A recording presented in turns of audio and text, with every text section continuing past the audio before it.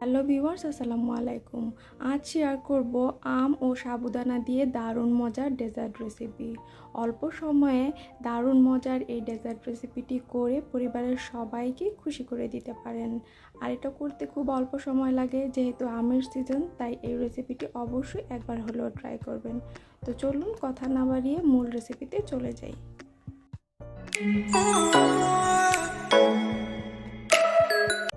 রেসিপিটি তৈরির জন্য আমি এখানে 1/3 কাপ পরিমাণ সাবুদানা নিয়েছি। সাবুদানাগুলোকে এখন 1/2 কাপ পরিমাণ পানি দিয়ে খুব ভালো করে ভিজিয়ে রাখবো প্রায় 1 ঘন্টা। আর সাবুদানাগুলো যেন পানির নিচে ডুবে থাকে, সেই জন্য চামচ দিয়ে উল্টে পাল্টে নেড়ে দিচ্ছি। তো ফিরে আসছি পুরো 1 ঘন্টা পর। চুলায় একটা পাত্র বসিয়ে দিয়ে দিলাম 2 কাপ পরিমাণ দুধ। এখানে আমি কিন্তু জাল দেওয়া দুধ ব্যবহার করিনি, নর্মাল দুধটাই ব্যবহার করেছি। এখন অপেক্ষা করব বলক আসা পর্যন্ত। যখন একটা বলক চলে আসবে তখন সব কিছুকে একটু উল্টে পাল্টে নেড়ে দিচ্ছি আর চুলার জাল মিডিয়াম লো হিটে করে দিচ্ছি। সাবুদানাগুলোকে 1 ঘন্টা ভিজিয়ে রেখেছিলাম, সেগুলোর পানিটা ঝরিয়ে আমি এখন এগুলোকে দিয়ে দিলাম।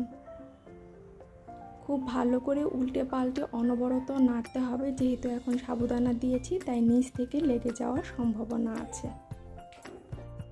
দুধ আর সাবুদানাগুলোকে 6 থেকে 7 মিনিটের মতো জাল করে নেব। যখন দেখবেন সাবুদানাগুলোকে ট্রান্সপারেন্ট হয়ে গিয়েছে, তখনই বুঝতে পারবেন যে জাল দেওয়া হয়ে গিয়েছে। তখন এর মধ্যে দিয়ে দিতে হবে 4 টেবিল চামচ পরিমাণ কনডেন্স মিল্ক। আপনারা এখানে কনডেন্স মিল্কের পরিবর্তে চিনিও ব্যবহার করতে পারেন আপনাদের স্বাদ অনুযায়ী। কনডেন্স মিল্কটা দিয়ে খুব ভালো করে সব কিছু মিশিয়ে নিচ্ছি।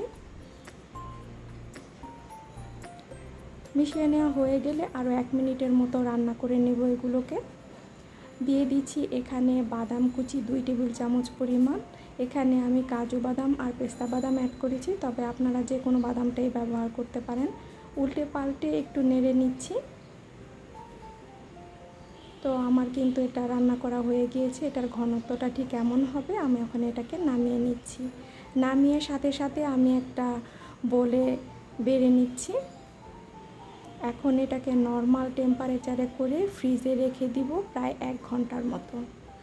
1 ঘন্টা পরে এর মধ্যে দিয়ে দিলাম 1 কাপ পরিমাণ আমের পিউরি। এটাকে আমি ব্লেন্ডারে ব্লেন্ড করে নিয়েছি।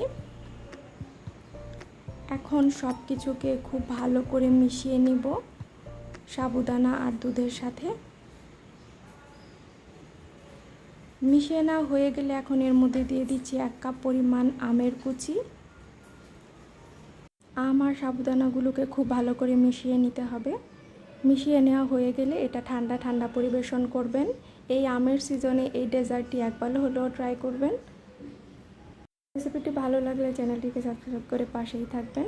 ভিডিওটিতে একটা লাইক দিবেন, কমেন্ট করবেন, শেয়ার করবেন। আজ এই পর্যন্তই। পরবর্তীতে আবার নতুন কোনো রেসিপি নিয়ে হাজির হব। সে পর্যন্ত ভালো থাকুন, সুস্থ থাকুন। আল্লাহ হাফেজ।